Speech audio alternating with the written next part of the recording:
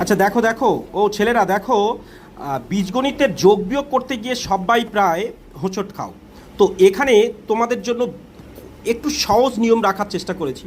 দেখো প্রথমত এটা তো গুণের রুলস তোমরা জানো, একটু একটু ওয়েট করো। দেখো আমি প্লাস মানে ছেলে ধরেছি আর মাইনাস মানে মেয়ে ধরেছি, ঠিক আছে? মনে রাখো কিন্তু প্লাস মানে ছেলে আর মাইনাস মানে কি মেয়ে। আর চিহ্নের ক্ষেত্রে দেখো যোগ বিয়োগ করার সময় যদি চিহ্ন একই হয় তাহলে কিন্তু বাড়বে আর তাদের চিহ্ন বসবে, এটা প্রথম লজিক। আর যদি চিহ্ন আলাদা হয় তাহলে কি হবে? কমবে, কিন্তু যারা বেশি তাদের চিহ্ন বসবে। এই রুলস তোমাদের। যেমন এইখানে লক্ষ্য করো, তাহলে ভালো করে লক্ষ্য করো, চিহ্নের ক্ষেত্রে যদি চিহ্ন একই থাকে তাহলে বাড়বে আর তাদের চিহ্ন বসে যাবে, আর যদি আলাদা চিহ্ন থাকে তাহলে কমবে, যারা বেশি তাদের চিহ্ন বসবে।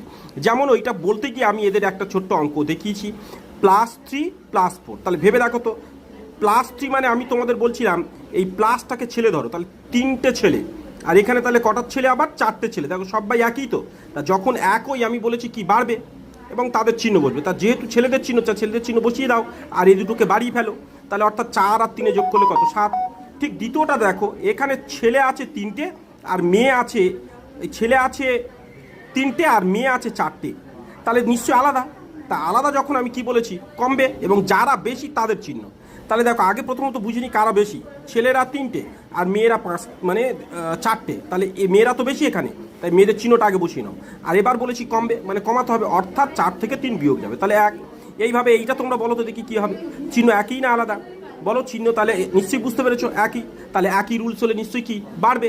তাহলে সেই হিসাবে দেখো এখানে বাড়িয়েছি 7 আর তাদের চিহ্ন বসে গেছে। এখানে কিন্তু গুণ ভেবো না, মাইনাসে মাইনাসে প্লাস নয়, ওটা কিন্তু গুণের সময়, ওটা কিন্তু যোগ বিয়োগের সময় নয়। অর্থাৎ যোগ বিয়োগের সময় মাইনাসে মাইনাসে প্লাস হবে না, এই রুলস ফলো করতে হবে তোমাকে। আর আমি যখন এই ক্লাস 6-এর এই কোষে নিজে করেই যেমন 16-র 1 করাচ্ছিলাম, তখন ছেলেদের এইগুলো কাজে লাগবে বিশেষভাবে, তাই আমি এটা একটু চেষ্টা করছিলাম। তো এটা শুধু ক্লাস 6 নয়, 7, 8, 9, 10 যারাই পড়ছো তাদের কিন্তু এই বেসিক রুলস মনে রাখতে হবে।